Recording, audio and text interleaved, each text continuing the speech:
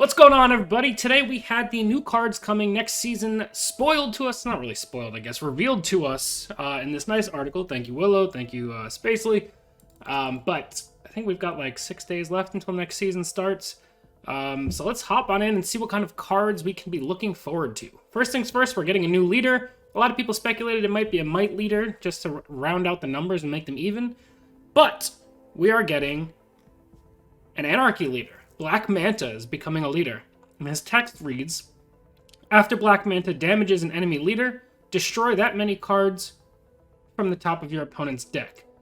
And Black Manta gets +5 attack this turn. So, I think it's important to note, well, A, we're getting mill support, and we're going to get some more mill support, you can see that shortly. But Black Manta's ability, two important distinctions, it has to hit an enemy leader, so it does not count if you strike a recruit with it, but also, it removes the amount of the attack. It doesn't just say remove 5 cards. So if you buff Manta's attack by other means, whether it's like Energy Surge or whatever other options you have for buffing Manta's attack, he will remove that many cards from your opponent's deck. So keep in mind, in Dual Force you have 40 card decks. If you go to draw and you cannot draw, you lose the game. So one strike from Black Manta removes 1/8 of your opponent's deck. So keep that in mind. Overall, this is going to be a niche leader. If Mill is decent, Black Manta will be decent. If Mill sucks, I don't think we'll see a whole lot of Black Manta, and I think that's probably fine to have some niche leaders in the game. I don't want Mill to be good, which is unfortunate because I think Black Manta is pretty cool. But as far as will Mill be good, I don't know. Let's take a look at the rest of the cards and we'll see. Next up, we have Chimera, which is a bronze 3/3, which already, a bronze 3/3, you just play if it has a decent effect. Antipy sees play at 3/3 aura. Paco sees play at 3/3, counts as a gold. Trickster sees some play as a 3/3. And this one has a pretty decent upside, being at the start of your turn, you destroy 3 cards in your opponent's deck, and then Chimera transforms into a random destroyed bronze or silver recruit.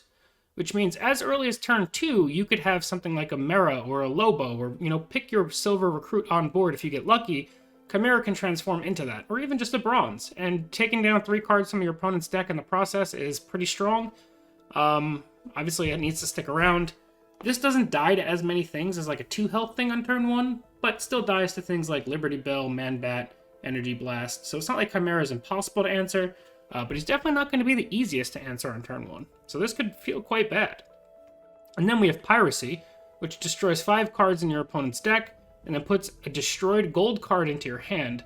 So while technically this is a -1 in card advantage, if you destroy a gold, it does replace itself. And that also means right here, ignore Chimera.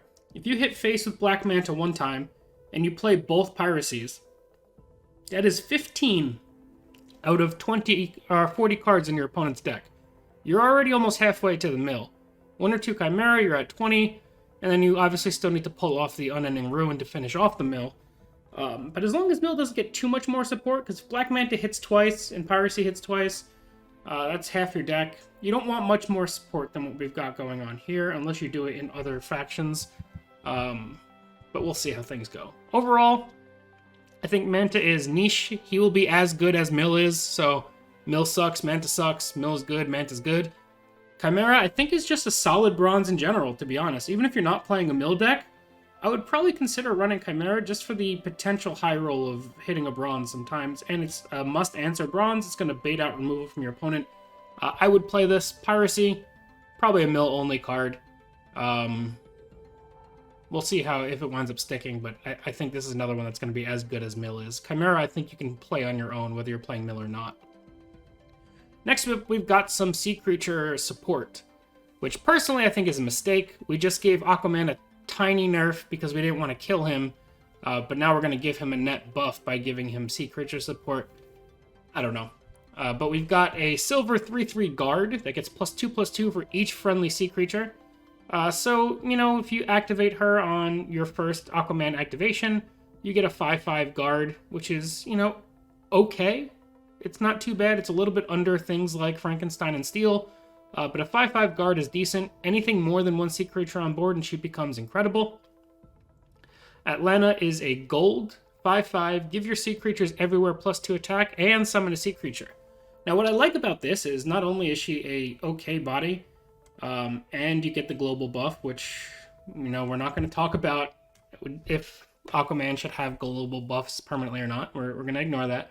But you also summon a sea creature, which means this is 2 bodies on a gold. And what's good about that is there's not a ton of AoE. So if you're top decking in the late game, usually if your opponent has an answer for what you're doing, it's like you play a recruit, they play Omega Beams. You play this, they play an answer. If you play 2 bodies, it gets significantly harder for them to answer if you're both in top deck mode. So this is the kind of card where I think even if you don't go super heavy into sea creatures and you're not necessarily even running Aquaman, you might run this just for the multiple bodies. You probably still want to do it with Aquaman so that you have the universal buffs on the sea creatures, but this kind of card I think has legs on its own as well. And then we've got Volko, who is a bronze, deploy, give your other recruits +1/+1. That is all of your other recruits. I think this is one of, if not the strongest card in the set. It's pretty close to it. Playing this is Hippolyta's ability, but it's going to be on a bronze. So if you play this with, like, Send in the Clowns or things like that, Gotham Riots, whatever, this is very strong. And then if you curve into Hippolyta, it gets even stronger. So this card is bonkers. Next up, we've got Nereus. He is a gold with aura. After a friendly recruit with 5 power or more is KO'd, he gets +2/+2. So 5/7 with aura is okay. You have, I think, Nubia is a 7/7 with aura. She doesn't really see play. But this guy has some upside where if at least one 5 power guy dies, he becomes a 7/9. It obviously gets a lot better. He still is a little bit slow. But then you have the Dead King Scepter, which is a gold action. This sacrifices a recruit with 5 power or more to summon Trench in all of your empty spaces. And Trench are 5/2s with Guard. I think the Guard is pretty interesting as well. But also, if you can, like, this is obviously Magical Fantasyland, but if you can 10th metal this out and you hit that early, you're giving Black Adam 4 charges and getting just a solid board. But also, I think this gives some more support to things like Mordrew. Giving you more 5 power things to sacrifice is just kind of where he wants to be. Next up, we've got Siren. I think this is another one that's just an incredible card. She is a silver 4/5, which is okay stats, but her parting shot summons a tidal wave. And what that means is if you trade into it with her, you get the tidal wave, which is a 5/1 with speed and end sacrifices at the end of your turn. So if you trade on your turn, you get a 5/1 immediately. And if your opponent trades into her, you get a random tidal wave, which could serve as a blocker. And while, yes, easy to remove, it's important to remember that end does not trigger on your opponent's turn. So that tidal wave does stick around until the end of your turn next time it comes around. This is also just additional support for Black Adam as well. And just tidal waves are really strong.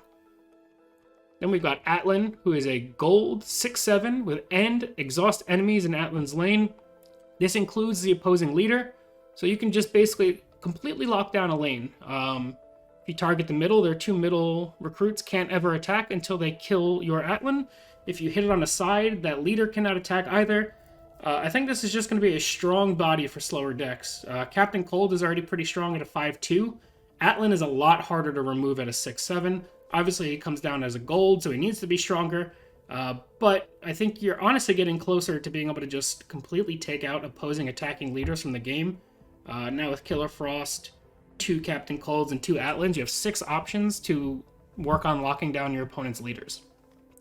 So these are all the new cards. My opinion, the strongest cards in the set. I think Volko is pretty close to number 1, if not number 1. I think Chimera is up there, although I think Siren and Atlan are probably top 3. Chimera might be rounding out the top 4, depending on your opponent, since this one depends on who you're playing against for how strong it could be. And then there's additional RNG elements. Volko is just always nuts. Atlan, I think, is a very good late drop for Aquaman decks, and just a good late drop in general.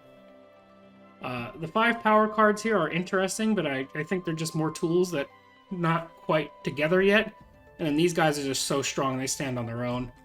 I do hope that my Mill is not that strong. I hope it's like a tier 3-ish deck that is like kind of functional if you hit the right stuff, but also like not too good, because if mill's good, it's going to be absolutely miserable. But yeah, that's going to be it for now, guys. Hope you all enjoyed. Let me know what you guys think of all these new cards down below in the comments section, and we will see you guys next time. Peace.